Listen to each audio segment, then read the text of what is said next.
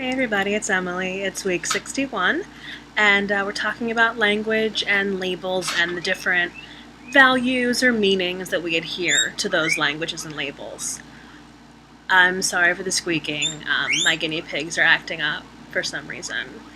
Mm-hmm. Sorry. So basically, there's pros and cons to the fact that we as humans label ourselves. I don't think that labels are the root of all evil. I think that they're pretty rad sometimes because for me, it's a way to own yourself. It's a way to take back what might have tried to take away from you. So, like, I own the fact that I'm fat. And I don't care if anybody calls me fat because it's not a bad word to me. It's not my fault that somebody adhered a negative label to it. I don't see it as a pejorative term, so I'm not hurt by it. And if you really want to, psych people, then you could say, oh, well, you're just compensating and all this other Freudian shit. But at the end of the day, it's my word, and you can't use it against me. So that's why I say, yeah, I'm a fat girl.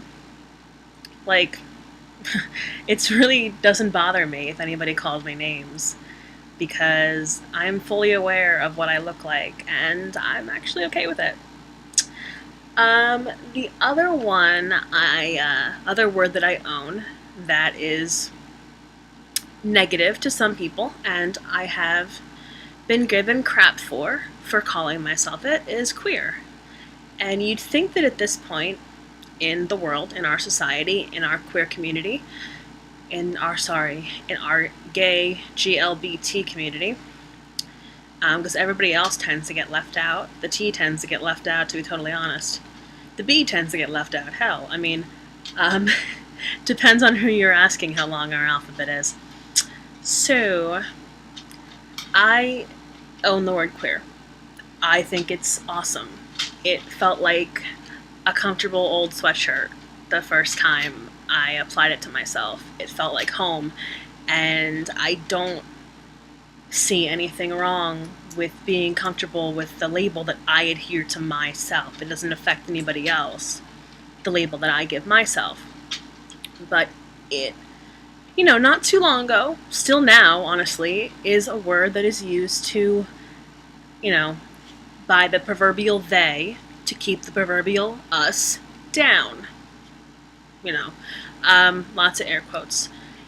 And it's meant to hurt, it's meant to insult, and if you take it back and if you own it, they can't hurt you with it. So it's pretty neat to do that with certain words. To just grab them right back from people and say, no, you're not allowed to use that because it's mine. That's what I like to do anyway. Okay, so that's the reason I love labels. That's the reason I think labels are neat. They cause conflict because they draw lines. Because I say that I'm queer and I've had people say, no, you're pansexual. Fuck you, I am what I say I am. I've had people say this to me. Oh, well, you're clearly just pansexual. You just don't know what the word means. Basically, if I'm adhering to what they have decided a label means, I have to be what they say, and I don't roll like that. I'm not pansexual. It's never a term that's felt comfortable for me, and I don't know why. I just don't like it for myself. Like I said, when I first discovered the word queer, it felt like home. And pansexual doesn't have that. I don't like the way it feels on me. I don't like the way it tastes in my mouth, and that's not what I am. However, I do own the word dyke. I'm actually wearing my Philadelphia Dyke March shirt, if you can see, from this past year. So that's again, a word that is used to hurt, that is used to harass, and I don't let it hurt and harass anymore, so it doesn't have any power over me. It's actually a way to hold myself up, to own it. So that's my rap about that. I think the reason that labels are such a big deal in the trans community are because of the fact that you have to come out over and over again.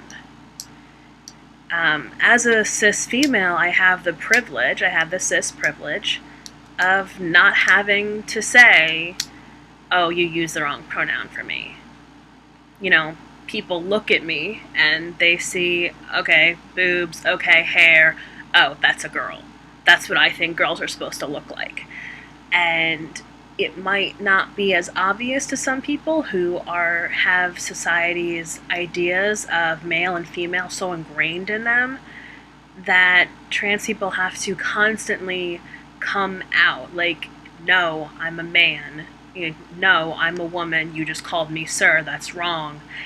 And I think it's that causes people to cling so vehemently to their labels.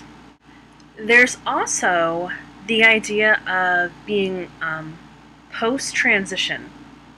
I actually know somebody that describes themselves as having a transgender history. So basically, they were born one sex, assigned a gender at birth that was incorrect, that didn't match their sex. They transitioned, and now their medical transition, essentially, surgeries and hormones and all that, it's been completed. So they see themselves as no longer transgender. And when I met this person, I had I never even thought about it like that before. And it never seemed like something that would be a thing. And that's my privilege peeking through. That's my own ignorance, that I never thought about it like that. So I think that's another thing that we have to kind of look at when we think about labels and why they're so important. And if you're in transition, quote unquote, are you in transition forever? Or does there come a time when you're done and you've transitioned and you've metamorphosized and you've come out a beautiful butterfly on the other side? Like, does that ever happen? Or are you in a forever transition? I mean, we're kind of all in a forever transition if you think about it. I mean, we're always bettering ourselves. That's another existential video that I'm not going to talk about right now either. So I think that's all I wanted to cover about language and labels. We wanted to kind of touch on the word queer as an all-over label for the whole community, and I don't think it should be. Again, my point of view, completely 100% just my point of view. There have been people that ask for a definition of queer in a GLBT or even just a trans group, and there's always at least 2 or 3 people that say, oh, well, queer is just an umbrella term for everybody.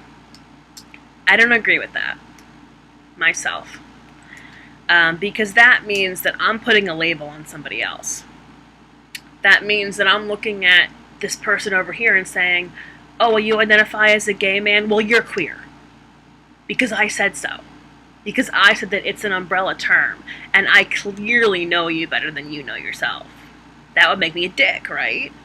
That's why I would never do that. That's why I don't like when the idea of it being an umbrella term comes up, which is why I also don't usually understand when genderqueer and gender nonconforming and gender creative and gender variant and that whole family is put under the trans umbrella, because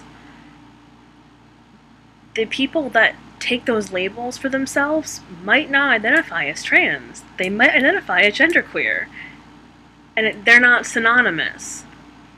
just in definition, in theory, they're not synonymous. So to put that label on somebody just seems unfair to me.